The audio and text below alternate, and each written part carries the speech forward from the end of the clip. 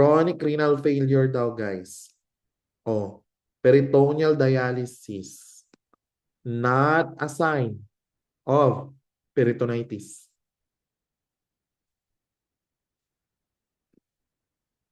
So guys, can you tell me what are the signs of peritonitis?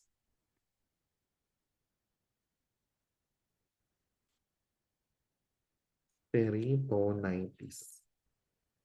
Signs and symptoms. So guys, ano mga signs and symptoms ng peritonitis? 1, letter R. So the most common is what? Yan yung lagi mong tatandaan, lagi mong iisipin pag may peritonitis. Hallmark sign, there will be rigid or board-like abdomen. Diba? Ano pa? Letter I. Magkakaroon ng case pag nag-inflame yung tiyan, lalaki ba yung abdominal girth mo or liliit? Di ba lalaki? So there will be increasing abdominal girth. Oh. Kahapon parang 36 cm lang, but ngayon 38 na. Tapos after 40, lumalaki, ibig sabihin may inflammation yan. Clear ba? May peritonitis. Ano pa? Letter C. Magkakaroon ng ano, tinatawag na C. Guys, what is letter C? Anong kulay ng dialysate kapag yan inalis mo or dinrain mo yung tawag dyan yung dialysate doon sa peritoneum ng patient mo? How do you know that there's infection, guys? The dialysate will appear cloudy. Diba? Pag yan clear or may blood, ibig sabihin, that's normal. Pero pag yan cloudy, may infection. Okay? Letter A. Ano yung A dyan, guys? So, lumabas to sa board exam, 2014, guys. No? So, kapag may peritonitis, tandaan nyo, there's inflammation, guys, sa GI mo, hindi gagalaw yung peritoneum mo. So, magkakaroon ng paralytic ileus. Other name for paralytic is adynamic ileus. Board exam question, don't forget. So there will be paralytic or adynamic ileus. And the last one, guys, of course, yung patient mo may infection, lalagnatin. Gets? So guys, so those are the signs of your peritonitis. Recap. Ayan. So saan kaya yung ano dyan? Not a sign. Tingnan natin. Letter B, rigid bordering abdomen. It's a sign. Tama? Decrease rate of fluid return. So guys, kumukonti daw yung bumabalik na fluid kasi may nababarahan siya kasi may inflammation. So guys, is that correct? Yes. It's a sign. Nausea and vomiting, guys. No, imagine. Tayo nga, pag busog ka, di ba? Nagsusuka ka. Eh, what more to, guys? Dumami yung fluid sa tiyan. So, isusuka mo talaga yung mga, dahil naipit yung stomach mo, guys, it will be forced to vomit its contents. So, it can also be a sign, guys, of infection. Alin dyan ang hindi sign? Sabi natin, di ba, dapat cloudy, blood pinch. So, that's expected. Hindi yan abnormal. Clear ba? So, ang sagot dyan, guys, letter A. Ang tanong, not indication, not a sign of peritonitis. Gets mo? So, ang sagot, apple. The other options are signs of peritonitis. So, guys, ito ha, pansin ko lang. Dahil ang tagal-tagal ko nang naging lecturer, guys, for NLE, local international exams. Alam mo, na-notice ko talaga. Halos lahat ng estudyante, alam niyo yung concept. Alam niyo yung tamang sagot. Pero hindi mo naintindihan ano kasi yung tinatanong. Gets mo? So, in short, excited ka, sumagot. Di ba? Peritonitis, anong sinagot mo agad? Rigid bordering abdomen. Kasi sir, sabi ni Sir Hallmark yun.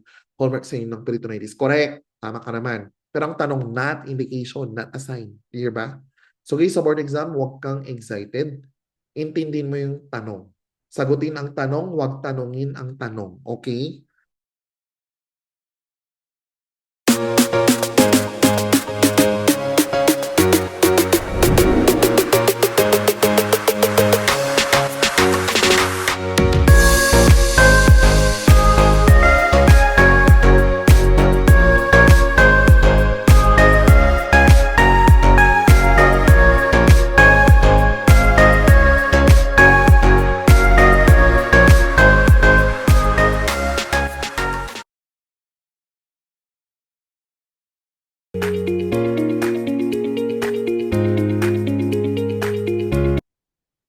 Colostomy.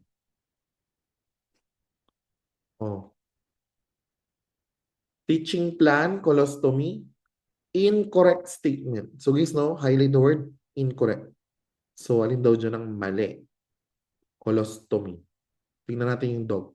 Guys, the colostomy bag or appliance daw should be changed every 2 to 3 days. Is that correct?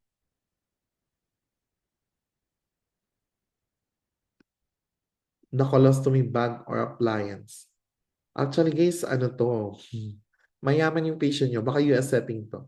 Ideally, no, the bag, guys, should be changed at least every week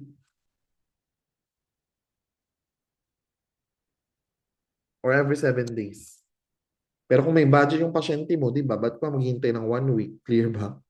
So, mayaman siya. Afford niya. Bag should be checked when starting new medication to be sure that it's not, it's compatible with the ano, correct yan. So, it's not correct. Kasi some medications may precipitate, magkakos yan ng obstruction dun sa stoma. So, stoma should be dark pink to red in appearance. Correct. Yan ang normal, guys, na appearance ng stoma. Clear? Pag yan naging gray, purplish, guys, cyanotic bluish, there's blood flow problem to the stoma. Clear? Ayan. Irrigation is necessary since fecal contents are liquid. Guys, kapag ang tae niya basa, mag-irrigate ka pa ba? Common sense. Tae niya basa, mag-irrigate ka ba? Yes or no?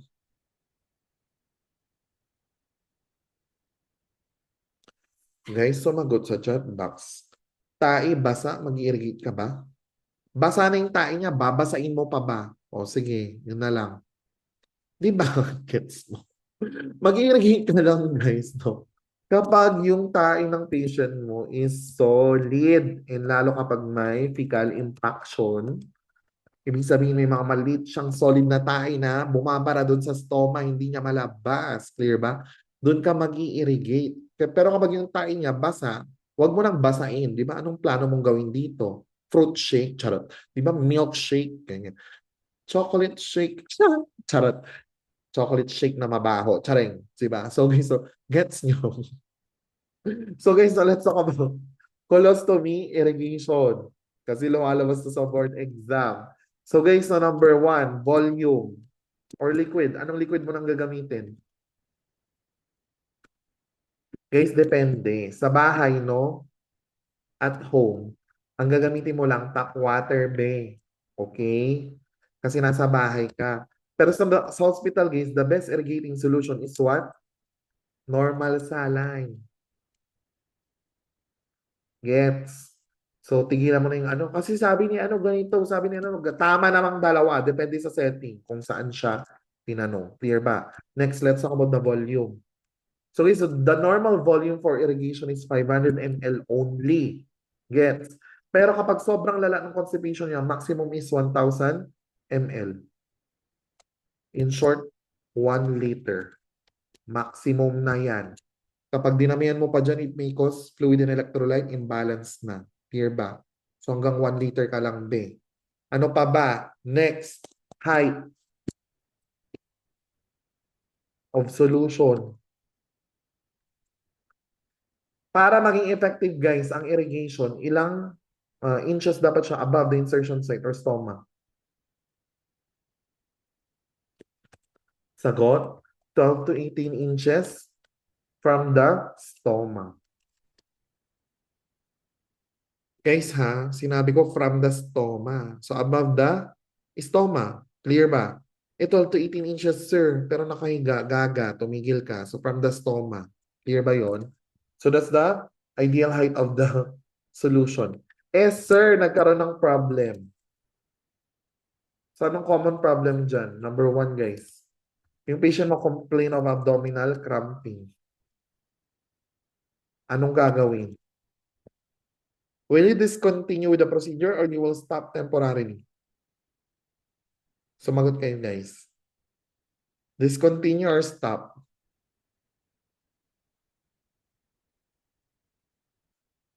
Discontinue or stop temporarily? Guys, tandaan nyo ha, ang word na discontinue, ibig sabihin, you will never perform irrigation anymore. Doktor lang ang kayang mag-discontinue ng treatment. Tayong mga nurses, if there's discomfort, you will stop temporarily. Clear ba? Oh. Or sir, before ka mag-stop, sige, number 1 mong gagawin, slow down the rate. Baka kasi sobrang bilis or sobrang taas ng solution, guys. Mabilis yung pagtulo ng fluid, it may cause discomfort talaga. So, ibaba mo yung height ng solution. 12 to 18 inches lang, di ba? Or slow mo yung rate. Here. Kung wala talaga, di ba, masakit pa rin, then tumigil ka muna. Hintayin mong mawala yung cramps. Pag wala na, ituloy nyo. Clear? Clear? Stop the run until cramps subside. Gets ba yun, guys? So, hindi ka titigil, ha? Hintay mong mawala, then ituloy nyo. Okay? Next, ano pang tatandaan nyo dyan? So, problem number 2, gas. So, guys, no? So, guys, if there is gas dun sa, ano tawag dyan? Dun sa stomach ng patient mo, so, or if you want to avoid na magkaroon ng flatulence yung patient mo, ano yung ipapakain mo or ano hindi mo ipapakain sa kanya? To instruct patient to avoid what? Ayaw mo magkagas. Number 1, eggs, di ba? Oh, eggs, hello. Kaya pag kumain ka ng itlog, utot ka ng utot, ang baho pa. Tama? Kasi may sulfur ang egg. Ano ba, guys? Cabbage. Ano pa? Mga gas former. Root crops. Hello, kamote, di ba? Kaya utot ka ng utot pagkain mo ng kamote. In short, lahat ng Baguio veggies, huwag kang kumain. Kung ayaw mo magkaroon ng flatulence or gas. Clear ba? Number 3. What's the problem dito? Odor. So guys, no, tandaan mo, depende kung anong odor ang tinatanong. If you want to minimize odor dun sa stool, anong ipapakain mo? Patient to eat. Number 1, buttermilk. So tandaan nyo guys ha, yung buttermilk, pwede niyang pabanguhin yung tae ng patient mo. What else? Yogurt, pangpabango ng tae. Ano pa guys, yung greens na ginagamit nyo pangluto ng pangpabango ng mga niluluto nyo. Di ba sa pansit celery? Tama. Kung wala, parsley. Clear? So again guys, no, yan yung mga pangpabango ng tae ng patient mo. If we're talking about guys, no, pangpabango ng colostomy bag. Anong mga ilalagay?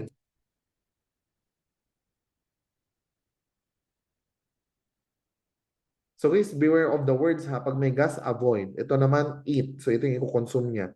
Ito naman guys, sa colostomy bag para hindi mabaho. So anong isasabihin mo sa patient mo? Maglagay siya ng to put, number 1, activated charcoal in the bag. Ano pa? Bismuth. Guys, pwede rin yan.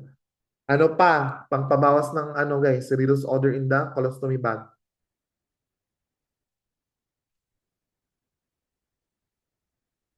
So ano pa guys? Aside from that, so maglagay din ng, guys, pwede yung diluted vinegar. O di ba? Di ba? Kasi guys, yung suka, acetic acid, it will delay bacterial growth or it will prevent bacterial growth. Kaya hindi mabaho yung bag.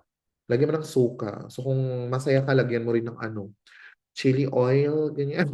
Charot. Show my yarn, show ka. So guys, no, charot lang. Number 4, ano pa? So number 4, question, swimming.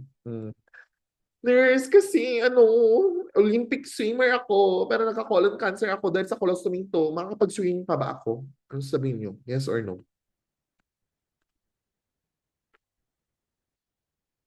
Guys, is swimming allowed sa pasyente may colostomy? Pwede pa ba hindi na? Pwede pa ba hindi na? O, isipin mo to. Pag nalubog ba yung colostomy niya, guys, sa tubig, malulunod ba siya? Humihinga ka ba sa colostomy mo? Di ba? May hasang ka bang colostomy? Wala, di ba? So guys, no, ibig sabihin, pwede pa ba siyang mag-swimming? Yes, can still do.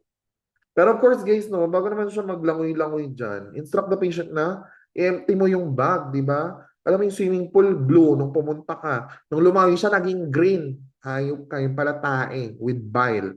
Di ba? So guys, no, swimming, pwede pa rin. But, empty the bag before swimming. Huwag naman tayong dugyot at huwag niyo ipahamak yung mga iba na gusto rin mag-swimming dun sa pool. Unless sa'yo yung pool, dumihan mo, di ba? All you want. Pero kung public yan, makiramdam ka naman, di ba? Be considerate. So what else, guys? Question. Ano pa yung mga tinatanong dito sa colostomy na to? So swimming na tanong na, yung baho, abdominal cramps, flatulence, ano pa ba yung isa? Shit, may iniisip pa akong isa kanina eh, nakalimutan ko.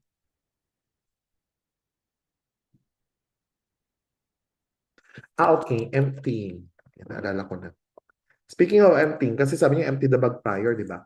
When will you empty the bag?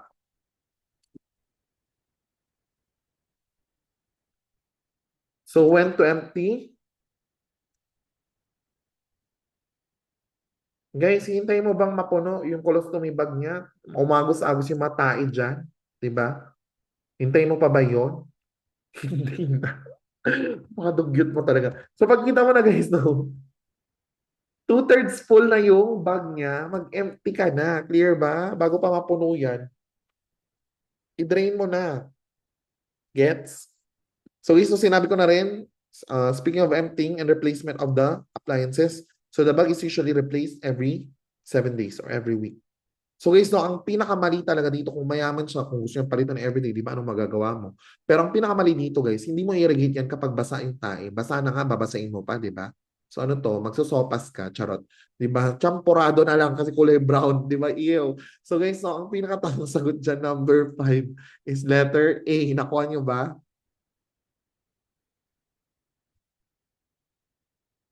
Gets? Nakuha nyo guys. Okay. Can I erase the notes now? Can you type yes if ready na kayong erasin yung notes?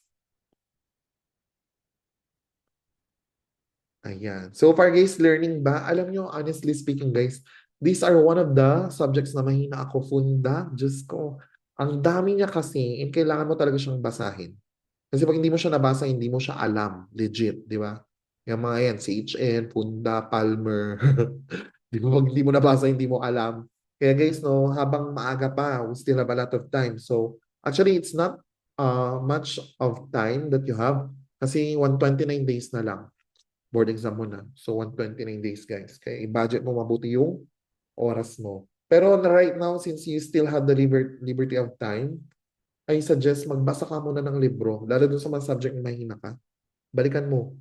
Then after that, mag-Q&A ka doon. Kaya pansin nyo guys, yung technique na ginagawa natin sa review, di ba? 3 concepts, Q&A. Yung tatlong concept na yun. Then concept, Q&A. Para malaman ko if talagang natututo kayo. Di ba? That's the only way to measure whether you mastered the concept or not.